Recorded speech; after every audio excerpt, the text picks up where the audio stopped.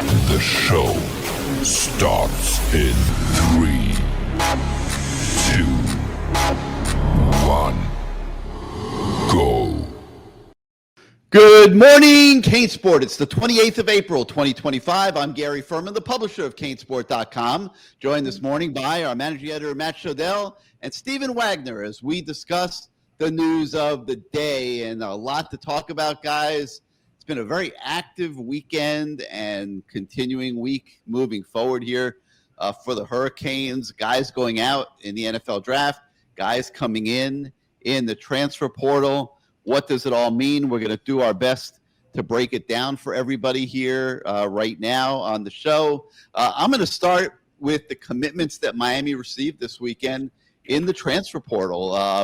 And I'm just going to speak generally and say, like, I've been kind of like surprised at the lack of real impact talent, impact prospects that are surfacing in the transfer portal. I haven't really seen anybody that's really a program alterer.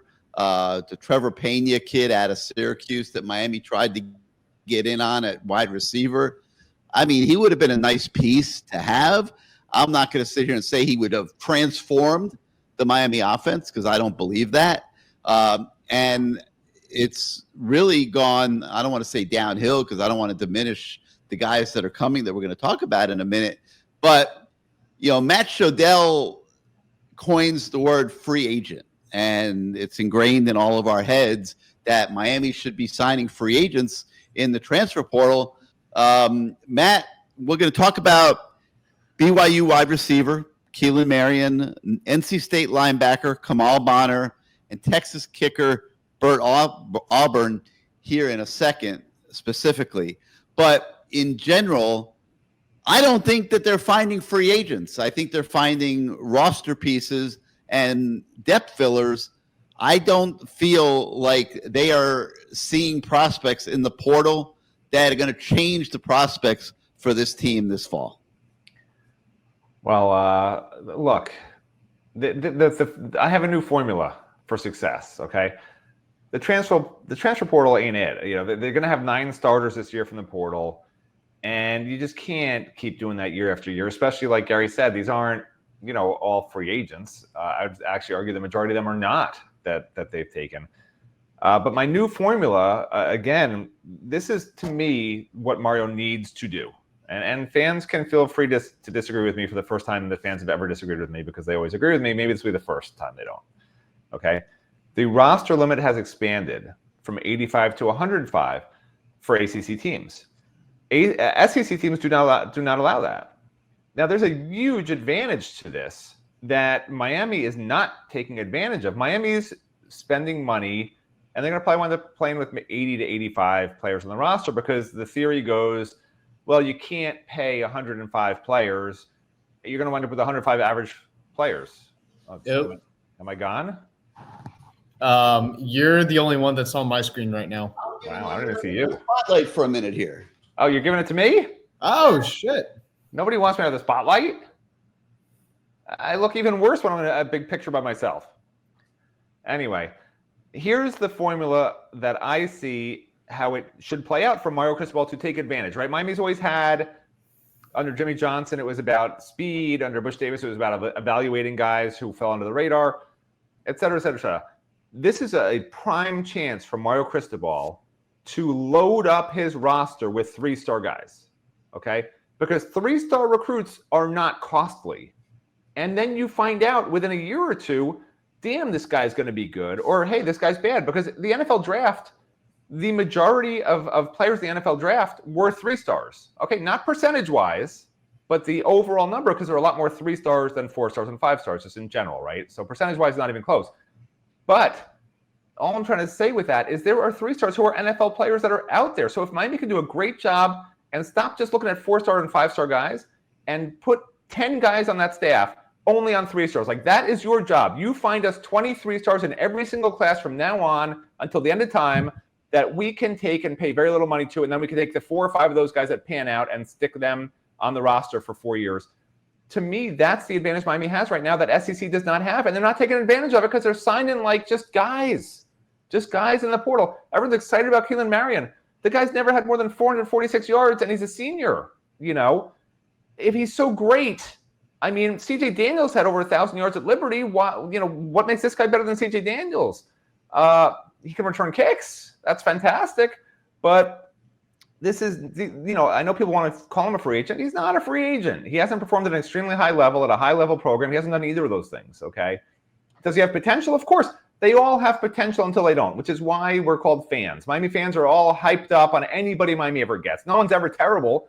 I've never heard of Miami signing a guy and fans like, oh, this guy's awful. It's always, well, they have potential. They could be really, really good. And until they prove they're not, right? Miami just signed a kicker who put up Bubba Baxa-like head case numbers last year. But the 2 prior years, he was great. Now, does that make him a free agent? No. Does it make it potentially a guy who in the game Miami needs to win to go to the playoffs misses a field goal? It makes him that guy, And then, and they have one other signee who's like, he's okay. He's a good linebacker, but he was a backup at NC State last year until they were forced to play him. And then he was good. He wasn't great, but he was good. But he was just a redshirt freshman.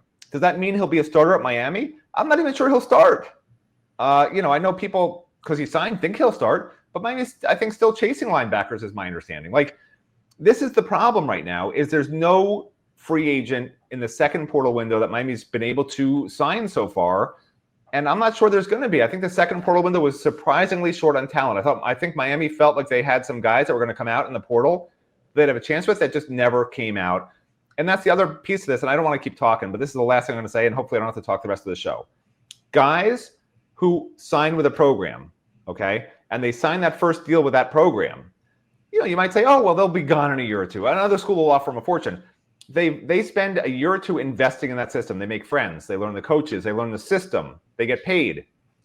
So now, if you want to lure them into the portal or entice them or illegally, whatever the hell people want to call it, it's harder. It's harder. You got to overpay to do that, okay? Because that guy has made friends. He knows the system. He's probably going to start at that program if he's that good, right? So to get him to leave for money, that school either has to have no money or you have to offer substantially more money to make him take a chance on a program he knows potentially nothing about, right? Because you have a little bit of time to learn about him, and that's it, versus being ingrained in the system. So all these things are working against Miami when they're starting 9 guys out of the portal. 11 starters last year, 9 starters this year, they're portal guys. You can't keep doing that. Sign 3 stars cheap.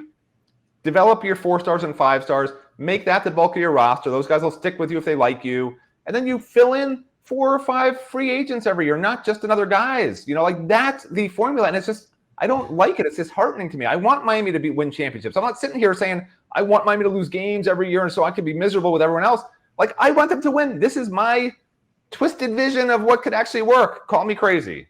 Twisted, crazy, appropriate words, because you're the one that for years has been pounding the table saying Miami should only take impact players in the transfer portal. Now you're waving the banner that somebody on the staff should be fishing out the 3 stars and that they should be taking all these guys in the transfer portal that are not impact players. And that to me is you bouncing all over the place. I'm sorry. You're all over the place. So I was buying into the principles of Matt Shodell and saying, hey, when I look at these 3 guys, is there an impact player? Like you mentioned, Keelan Marion, for example. Okay. He is a decent kick returner. He Very good kick returner. That's his strength.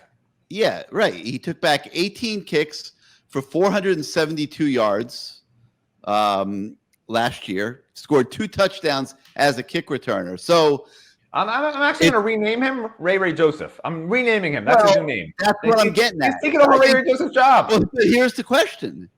Is he better than Ray Joseph? Is he better than, right now, freshman Malachi Toney, for example, when you're talking about returning kicks for the Miami Hurricanes in 2025?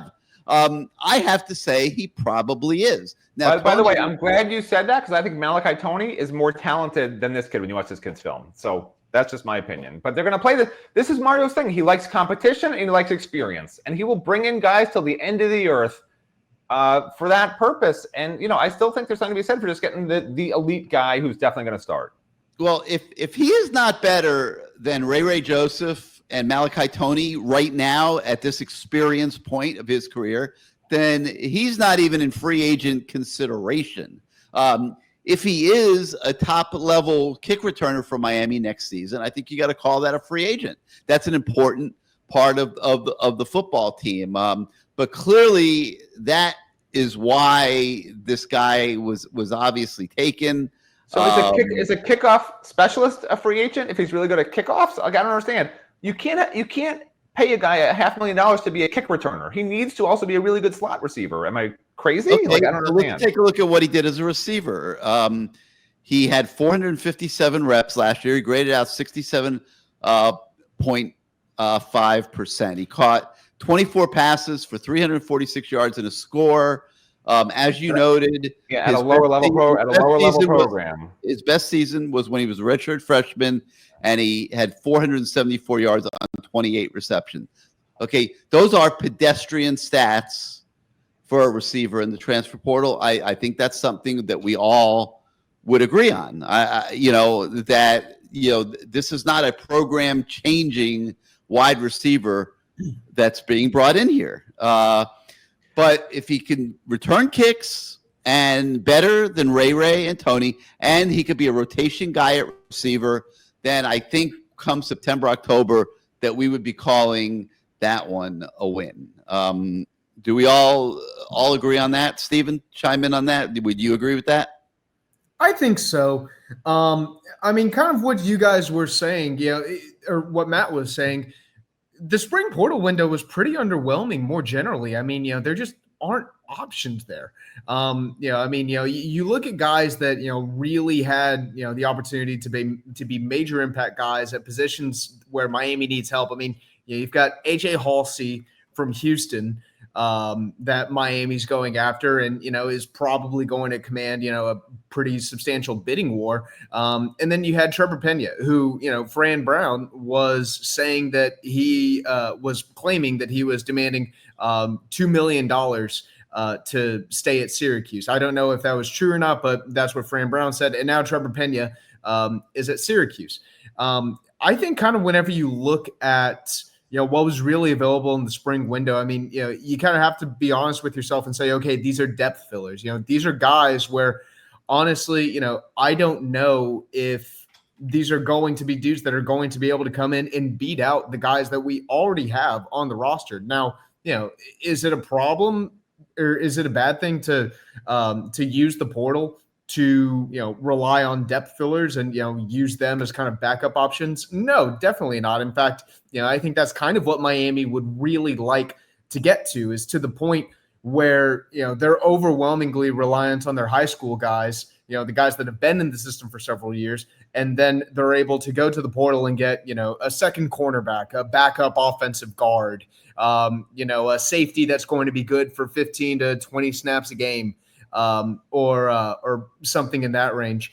But if Miami's going to try to consistently rely on the spring portal window specifically, I don't see how this is a sustainable strategy, especially because in the spring window, you're really going to be getting guys that are either searching for a bigger NIL deal, and so they're going to command a pretty large deal. You're going to have to overpay for quite a few of these guys, or they're guys who just lost a position battle at the school that they were at. And if you're a school like Miami, you probably don't want to take guys who just lost position battles at the school that they were at.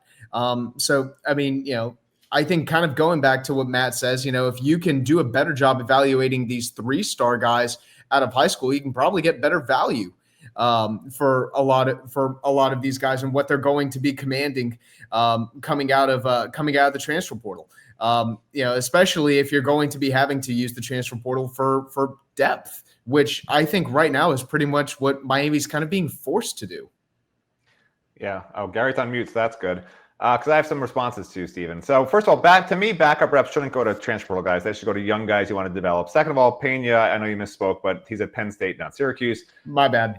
And no, I know you know that. And then the Marion guy, to me, bringing him in, is Sam Brown taking reps from Isaiah Horton, except this time it's Marion taking reps from Malachi Toney. And I think a year from now, 2 years from now, people will be like, why the hell was Malachi Toney not playing 400, 500 reps as a true freshman? It doesn't make any sense. That's just how I feel it's going to be. I think they made it obvious they're not going to overpay. You know, they haven't been. Well, there's no one left in the portal that's worth overpaying for. There's no one that you're going to back up the brakes truck for. You know, it's not like Jeremiah Smith hopped in the portal and they say, all right, we're just going to have to throw whatever we can at this guy. We got to get him here. I think they probably would have overpaid if there was a dude in the portal that seriously wanted to come to Miami, or that, you know, Miami seriously wanted and said, no, this can be a program changer. This is the answer that we're looking for. But that guy just isn't there. They messed up in the first window. Casey Concepcion. Sometimes you just got to overpay for one guy and just do it. Like in Shannon Dawson's offense, to not have a true free agent in the slot is I don't know what the word is, misappropriation of funds. It's unfathomable, and they don't have that. Even Marion, they're going to use Marion at slot. But he's not even a slot receiver. He played outside receiver 60-70% of the time last year. But like Toney will be in the slot this fall. Well, then who are you taking off the field? JoJo Trader, CJ Daniels? Like, who are you taking off the field? Those guys will be outside. Those guys are outside. Will be outside receivers. Oh, so you're saying 4 receivers. You're saying you use a lot of 4 wide receivers, unlike last year. They're going to change their offense. According to you. I think obviously that the freshmen are going to have to play, and you know, now you got Marion. They were bringing in a slot guy, Gary. For you to say anything different is ridiculous. They were looking to get a slot guy, period. In the first portal window, they tried multiple guys they just missed on. They're doing the same thing now, but now they had to grab the only guy they could get, who's not even a true slot receiver. You know, he's got slot size, 6 foot, 190 pounds, but like he's not a guy that has played only the slot. He was more outside than inside. But their whole goal was to get a free agent in this portal window to complement CJ Daniels and JoJo Trader on the outside. And this is what they wound up with. So now they got him and Malachi and Ray, and that's it. They're gonna have to get something out of Josh Moore. They're gonna have to get something out of Dalen Upshaw, and obviously Marion is gonna have to deliver somewhat for them. And then I think you'll see Elijah Lofton used a little bit in different ways as well. So if they don't have injuries, they're not in a terrible place. But you're right in the sense that they do not have a blow it off the top #1 wide receiver on this football team right now, and that can be a big deal. It really can. And I know guys like to debate that on the message boards, but you cannot get to where this Miami program wants to go without guys that change the game at those. Well, guess what? JoJo Trader and Malachi Toney might be those guys, but it just seems like Miami never wants to let those guys just go free. They're going to this year. You're going to see a lot of Trader. They will with Trader, but I'm not sure about Toney. I mean, Toney. You're going to see a lot of Toney. Tony's very good. He's better. I mean, that guy. I don't know why they're paying this slot guy. Like Toney should be the guy. He's unbelievable. Let's say Tony's the guy. What happens if he gets hurt? Now you have to play Ray. Well, I never look. If you're trying to get transfer guys based on injuries, then you got other problems. You're going to have injuries during a season, Matt. If a guy gets injured the whole year, look what NC State did with Bonner last year, right? Their starter got injured. Their starter got injured. You bring in a guy you don't know what he'll do. He's a redshirt freshman, never played before much. You're investing $4 million. That's why you recruit. You're investing $4 million in Carson Beck. It would be malpractice to not have enough receivers on the roster if 1 or 2 guys get dinged and can't play. You're sitting there with your a $4 whole million theory makes no sense. Nobody that throws. So where's Beck's backup? Like you're gonna have great backups at every position according to your theory. You don't recruit backups. Last time I checked, Emory Williams didn't go in the portal. Okay, so that's your guy. Am I missing something? So you got Emory Williams. You got Luke something, but I'll Luke Nichols competing with Emory Williams. I think they're about as good as you could expect to be a quarterback. I'll let other fans know what you're missing. You're not going to have Carson Beck stacked up anymore. It doesn't work. Correct. What I'm trying to tell you is they can't recruit backups in the portal. They just have what they have. You recruit starters. You pay for starters. You don't pay for backups. Okay? And the guys you recruit, they're your backups. They're your 4-star guys, your 5-star guys, your 23-star guys, the 5 of them that pan out. They're your backups. You got a 105-man roster. I think you can find decent enough backups out of that group, or else you're just bad coaches. You don't need to pay for backups in the portal. I don't agree with this. I don't agree with that right now with the way that the roster is constructed, because you look at their receiver room, they straight up just need more guys to get through the season. Even if, let's say that Dalen Upshaw and Josh Moore, these freshmen, you really are able to go ahead and get something out of them. With the way Miami rotates receivers, they just need more guys in the receiver room. I mean, they took 3 receivers in 2024 out of high school. They took 3 receivers in 2025. They just need to keep getting more guys. Now, I'm not saying, you should overpay for backups, but I mean, even high school guys are getting a little something. Should you back up the Brinks truck for backups? No, absolutely not. You should be looking for value in backups if you're going to be going to the transfer portal to try to add depth. If you can find a backup for good value, then by all means, absolutely. Why wouldn't you? Because that's just the same as adding a high school kid for good value. You lost me at they rotate receivers. How many receivers last year in this team had more than 100 reps, Steven? 4. That's not a joke. 4 receivers the entire last season had over 100 reps of playing time. They don't rotate receivers. That's a myth. But even with that, I mean, you're going to have things that are going to come up over the course of the year. You're going to have injuries. You're going to have guys that are going to miss games for inexplicable reasons. Guys are going to miss reps. You're going to need additional bodies in practice. Especially now that the roster's going to the 105 and there's no more walk-ons. You just straight up need more guys in the room. You can't say, Gary, we'll just get 6 guys on the. We'll just get 6 guys. 4 of them are going to get 100 reps, and then the other 2, we're just going to have stay there because we're not going to prepare for backup plans. It's like Gary and Gary Jr. You need 3 to 4 running backs. You need 5 to 6 receivers. I think they have both. All right. I think they had both before this portal window, and I think they have both now. I have no problem with the numbers right now at either of those positions. All right, let's talk a little bit about Kamal Bonner. He's a linebacker from NC State. Put up some decent stats last year. I mean, he had 56 tackles, 7 tackles for loss, a sack. This was as a redshirt freshman. So they're bringing in a guy that has 3 years of playing time ahead of him here. That I like a lot. Is he a free agent or not? I don't know, Matt. I mean, he graded out at 60%. With Pro Football Focus, that's average as can be. He's a former safety. He had to put on 25 pounds in his first year out of high school so that he could play linebacker. He is rangy. He is quick to the ball. What do you think, man? Is this a potential free agent pickup for the Canes or another depth filler? I mean, these are just the facts. He was a redshirt. He redshirted as a freshman at NC State. Last year, he's a redshirt freshman. He started off as a backup outside linebacker, barely playing. Then they had an injury at middle linebacker. They just really had nobody to put there, and they threw him in there, and he did fine. But without that injury to the middle linebacker, this guy's not in the portal. He's not, he's in the portal because they're not paying him there. They're not going to use him as much as he wants to there, right? They know him better than anybody. And Miami, he had some good final 7 games. That's what he played, the final 7 games. And he did fine. Is he amazing? No. But is he better than Popo Aguirre? Miami apparently thinks he has the experience edge, and they like him better. I don't know. I'm not quite sure. Better than CJ Pruitt? Is he better? What you're saying is these are the exact problems this program's having, right? Why are guys like Aguirre, who's been here multiple years now, why are these guys who are former top recruits, why are they not ready to start? Why do you have to go in the portal and pay guys? This is, to me, a little ridiculous, and I hope it stops next year because Mario Cristobal was brought in here to recruit and develop, not to pay portal guys $500,000 to $4 million for most of them to come here.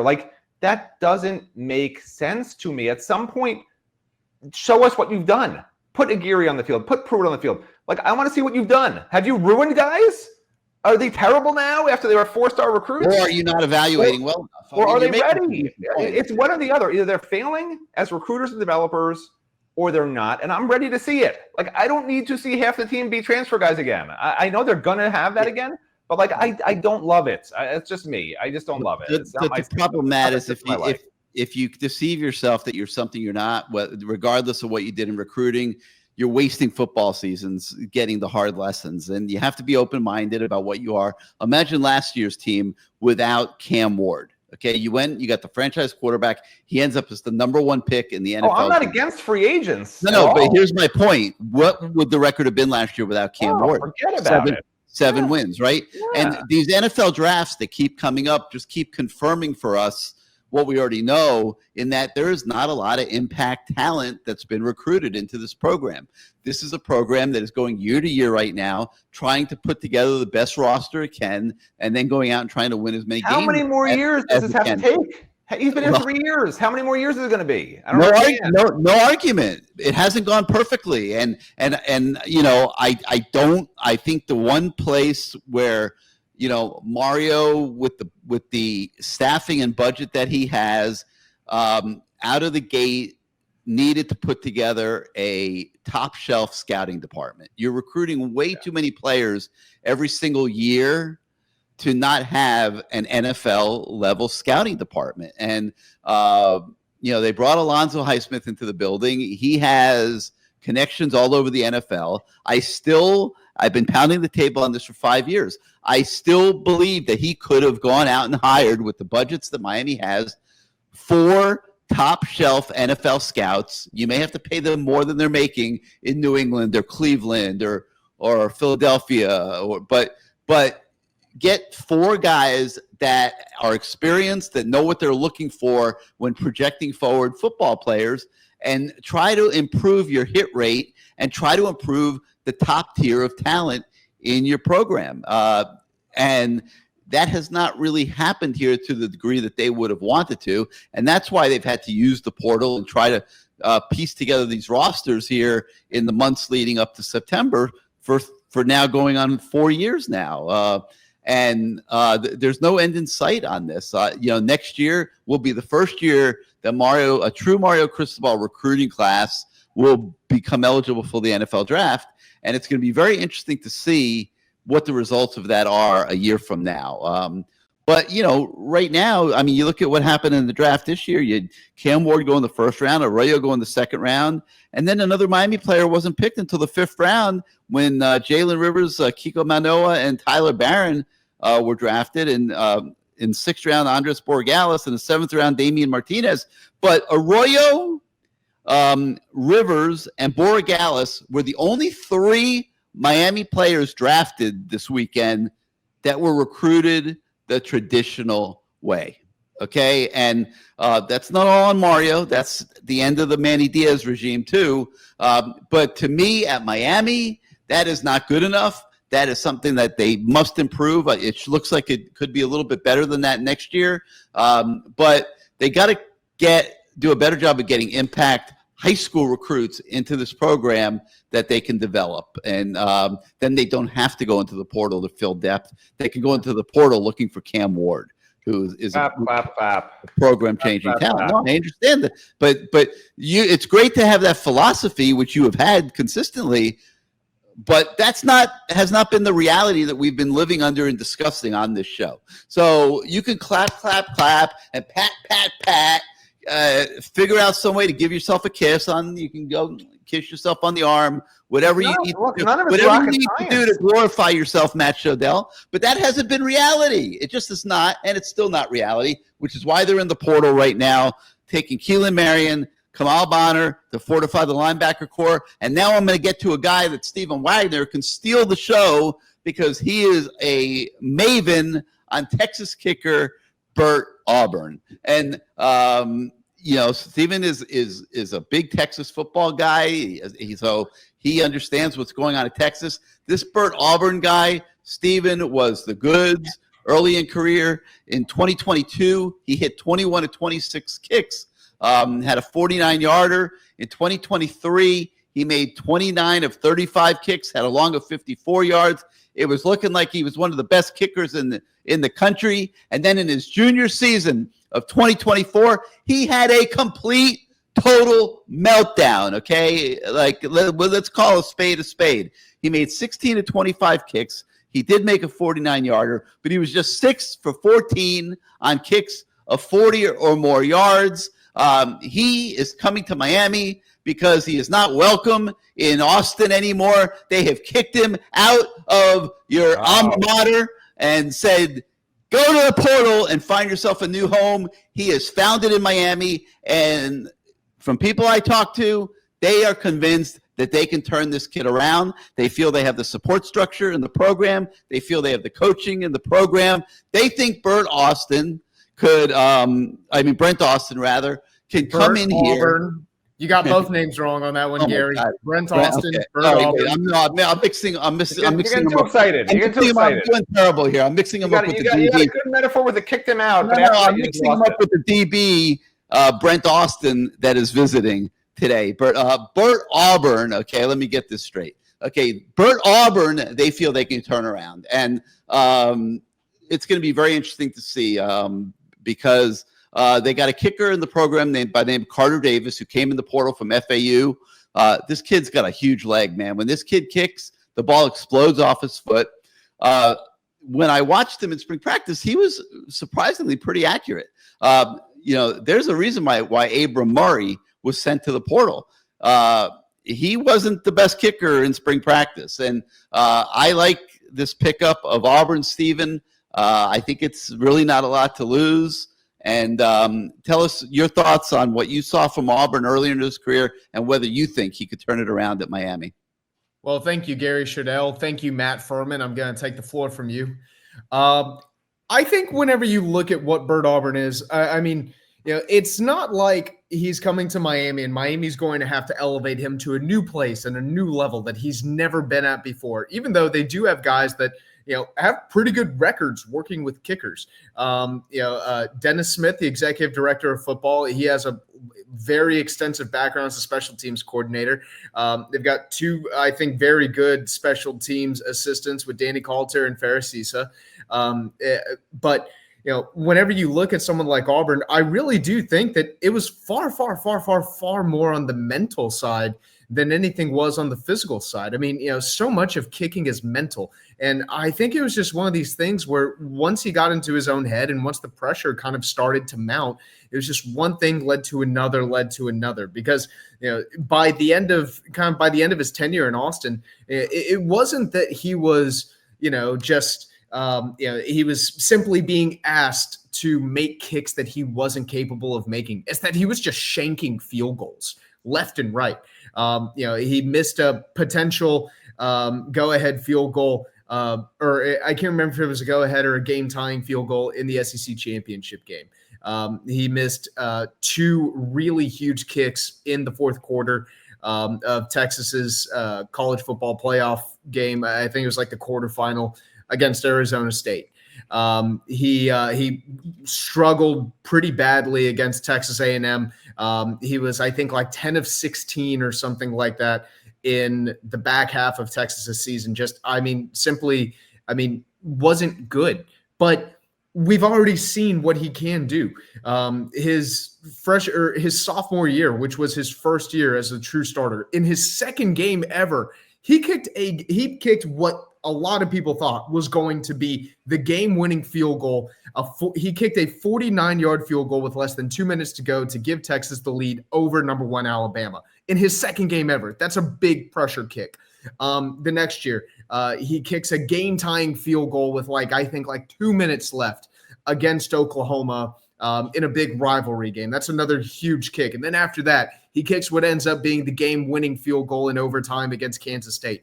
I mean, for really the first 2 years of his career as the full-time starter, he kind of had, a reputation as being, the clutch guy, the guy that you go to and he's going to hit the big kick. It was always kind of, we don't know, what he's been the rest of the game. He might have messed up this, he might have messed up that. But at the end of the game, he's always going to hit the huge kick. Then finally in his last year, he just stopped being that guy. He started going through some serious struggles. His field goal percentage was in the 60s. He ended up, I think, just completely losing the confidence of the staff. You kind of heard some of the calls from fans, kind of get, a little bit, more and more and more aggressive. And, ultimately, he ends up getting benched for a walk-on in Texas's semifinal game against Ohio State. goes into the spring. I do not actually know what happened during the spring, but he entered the portal, and shortly before he entered the portal, it was reported that Texas was adding a transfer portal kicker from Texas State down the road. Bert Auburn enters the portal, I think, like 24 hours later or something like that. So, I mean, we can all kind of do the math there. But I think it was just kind of one of these things where, sometimes it's just time for a relationship to end. I think that it was just, I think that both sides, they enjoyed, what they were able to accomplish in Austin. But I just think that, it kind of got to a point where, how can you really go back from this? I think that, Texas just felt like they needed something new. And I think Bert Auburn honestly felt like he needed something new. I mean, he led the country and made field goals, I think, in 2023, whenever he was first team all Big 12. There was a point where I think there was a pretty strong argument. He was like a top 5, top 10 kicker in the country. I mean, he was Mr. Reliable. He was Mr. Clutch. He was Mr. Consistent. But so much of kicking is mental and not physical. I think it just really became a confidence issue because you saw not only he was kind of losing confidence in himself, you saw the staff was losing confidence in him too. But I think Miami feels like, if they can get him here, they can pump him up full of confidence. They dealt with Andy Borregales, the last 4 years, and, they know how to, instill that confidence in a kicker. They know how to give him the support system that he's really going to need. Hopefully you can use the transfer from FAU as kind of like a kickoff specialist, and you can get Bert Auburn to be your place kicker because we've already seen what Bert Auburn can be whenever he's at his best. And that's really good, really clutch, and really consistent whenever you really, really need him to be. Is he going to be Andy Borregales? I think that's probably a tough ask because Andy Borregales was special. He was draft pick special, and it's pretty freaking hard to get drafted as a kicker. But I do think that he can absolutely be exactly what Miami needs and probably a little bit more. But I really think it's going to be a confidence thing. I think Miami's going to need to pump him up, and I think they understand that. You gave a very short answer, but you missed the real reason why they signed him. Why? So that Mario has an excuse to go for it on every fourth down. All right, so that's what Miami got done. We'll just ignore that. It's stupid comment. What? It's the truth. That's ridiculous. All right. You want the truth? You can't handle the truth. He likes to go for it on fourth down anyway. But so Miami is not done in the portal. So they took those 3 commitments over the weekend. They're still looking for a couple DBs to round out the defensive back room and give it appropriate depth. And they've got 2 of them visiting starting today. You got Houston safety, A.J. Hawley, and you've got USF cornerback Brent Austin. See, I got the name right this time.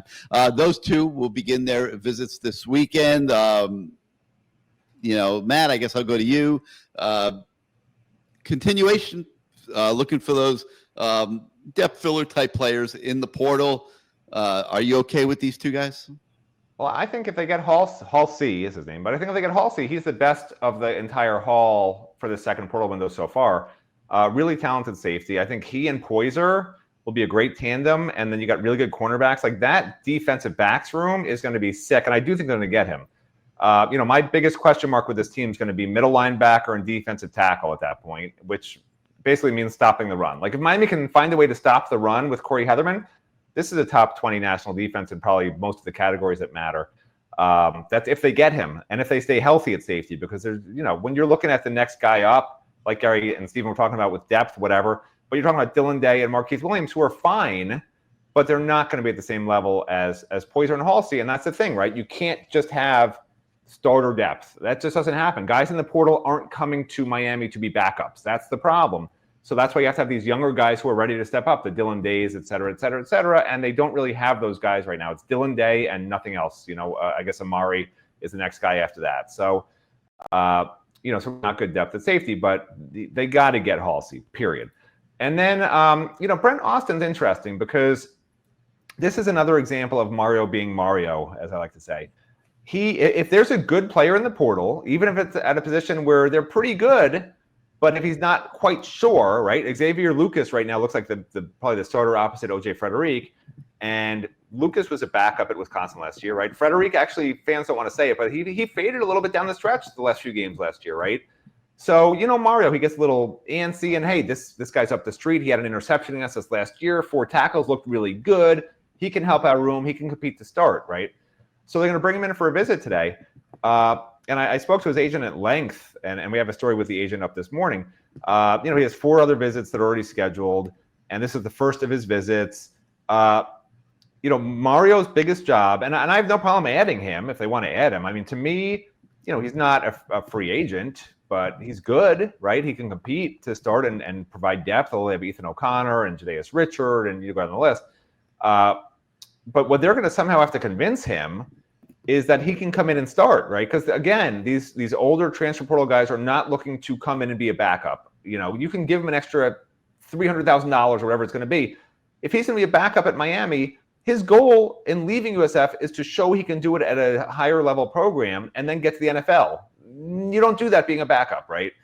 So somehow Mario has to find a way to explain to him how they will use him in a way that he will get a lot of reps. And if he believes it, then there's a chance. And if he doesn't, then he will not wind up at Miami, and it'll be a wasted visit. But again, this is a case of Mario just taking shots and seeing who they can get. And these USF guys, these Houston guys, they're somewhat reasonable compared to a guy from Syracuse who had a high level of production just for 1 year at Syracuse, right? In Pena. Guys from major programs who had major success in those programs, Mario is showing a tendency not to pay for unless they're a quarterback. That's just what he's showing. He had opportunities for numerous slot receivers in the first window. And again, in this window with Pena, and he wasn't going to pay $1 million for a slot receiver, but he will pay $4 million for a quarterback. So he gets it. You have to have a top quarterback. The problem is, can that top quarterback now make up for maybe not having great receivers? And this is why Mario's turning to defense, because Mario's saying, hey, we're sort of screwed at receiver right now. There's not a lot that we thought we could get at this point at slot, at outside receivers. Like, this is what we have. It looks like is what we have. So where can we get better on this team? And he's saying, okay, we can get better on defense right now. And that's where the portal guys are, and that's where they've been hitting on. So it's almost like the flip-flop of last year, where the defense was bad, and they did not invest as much money in defense as an offense, and the offense was great. And now this year they're really investing in defense, which makes sense because that's where the portal guys are, the portal talent is, and the defense looks like it's going to be pretty darn good. And now it's the offense, which we know can run the ball behind a pretty good offensive line returning, but the rest is sort of a big question mark at this point, including Carson Beck, by that way, even though they paid for him, right? Because I don't have to rehash some of the struggles he had last year with some up and down moments and leading the SEC in interceptions. So it's going to be really interesting. Can the defense be that much better and the offense just a little bit worse to where this is now a playoff team? I think that will happen. I've already predicted it. I know fans are going to be saying I've been totally negative the whole show, but that's because we're talking about the portal window. I'm always going to be negative about the portal window if they're not getting free agents, and they've gotten 3 non-free agents. So that's why I've been negative so far, but I still see the playoffs for this team because the defense is going to be a lot better, period. All right, let's put a bow on the NFL draft here for a minute. I pretty much went as expected. I was surprised that Damian Martinez didn't get drafted higher than the 7th round. But Rivers, Manoa, Barron going around 5, about what was expected. And I wasn't shocked that Xavier Restrepo and Jacoby George did not get drafted. And I know Jacoby George got a big signing bonus in free agency, probably better than had he gotten drafted in the 7th round. So obviously, he was somewhat appreciated. But Restrepo was the big one just because he's in the record books and had such great seasons back to back. And so the question for you guys is, where does Restrepo go from here? I mean, he's a free agent, Tennessee Titans. That's probably his best shot. Cam Ward's going to feed him the football, help him try to make the team. Does he make it in the NFL, Stephen? I mean, depends what you mean by make it. I mean, is he going to make a roster? Yeah, I think he probably will. Will he get a second contract? I don't know. I think at this point, we've got more unknowns than knowns with Xavier Restrepo because, clearly if teams had higher grades on him, he would have been picked somewhere. And honestly, I thought he was going to get drafted. I thought he was going to be a 3rd-day selection, but I thought someone would draft him somewhere. Like you said, I think Cam Ward, he'll probably feed him the football. Cam Ward was, advocating for Restrepo, and, obviously, the NFL made a big deal of, Cam Ward's number one college weapon's going to be joining him with the Titans, which I think kind of, hints at the idea that a lot of people are probably expecting Restrepo to make the team. But I mean, is he going to get a second contract? Because whenever, we talk about, did a guy make it in the league, we usually say, well, okay, how many contracts did he get? Because, if you're in the league for, 2 years, 3 years, then it's kind of one of these deals where, you had a quick stint. If you get a second contract, then you can say, no, I had, a prolonged career in the NFL. I don't know if he gets a second contract or not. I don't have a crystal ball. But I definitely have to think that if he didn't run, what was it, a 4.8 or a 4.9 or something like that at his pro day, he probably would have ended up being a draft pick. Yeah, and I think Cam Ward's got to be careful. Cam Ward is there to be the number one pick in the NFL draft. He is there to be the franchise quarterback of the Tennessee Titans. He is there to learn that offense. He is there to feed the ball, not just to his friend, but all of the receivers on the Titans and execute their offense. And he's got to be careful not to get distracted by Restrepo's quest to make that team. If Restrepo's good enough, he will make the team. It's not Cam Ward's problem anymore. And I think that'll be an interesting subplot as Cam Ward goes forward through the rookie practices and then mini camps and obviously training camp. Can he understand he needs to detach from college now and go be what the Tennessee Titans have drafted him to be, which is their franchise quarterback, probably coming out of the gate this season. I can't imagine him not starting in September, but we'll see how that goes. All right, the last thing I wanted to talk about today, we have a story on the website this morning about Miami targets outside the on 300 that are worth paying attention to. And, we put so much focus on the on 300 for justifiable reasons, but Stephen thought he would undertake this little project and identify guys that are not ranked in the on 300 that are worth knowing about. Stephen, give us a quick synopsis of what you found.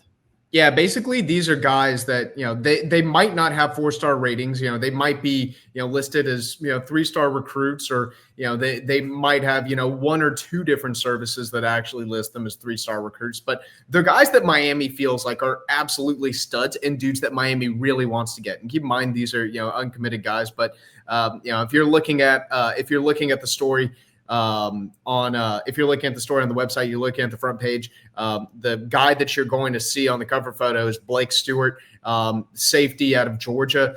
Right now, I mean, everyone and their mothers is after this kid. Right now, he's listed as, I think, kind of like a low 4-star, high 3-star, depending on the site that you're looking at. But Miami absolutely feels like this kid is an absolute must-have. They are, throwing everything at him. They've hosted him twice already this spring. They're going to get him back in June for an official visit. They're holding back no resource going after this guy. The staff has incredibly high grades on him. They are treating him like he is like a bona fide blue chip 5-star guy. That's one dude that they're going after. Then you also have, some guys that are maybe a little bit outside the on 300, but not too much outside the on 300. Like, I don't know, let's say Vodney Cleveland, even though I know, that some of you may have seen that he received an RPM to go to Florida. That's absolutely another guy that Miami really values. I think I probably listed like 6 or 7 guys, and honestly, I can't think of them off the top of my head, but there's a good teaser. Go read the story.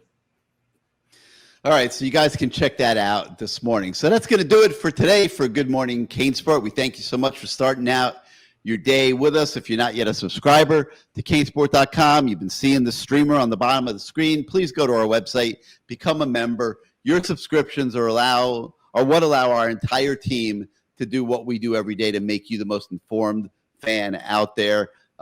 We really need your support. So go to CaneSport.com and become a subscriber. If you have not already joined our community, got a great community of fans, you will not be sorry.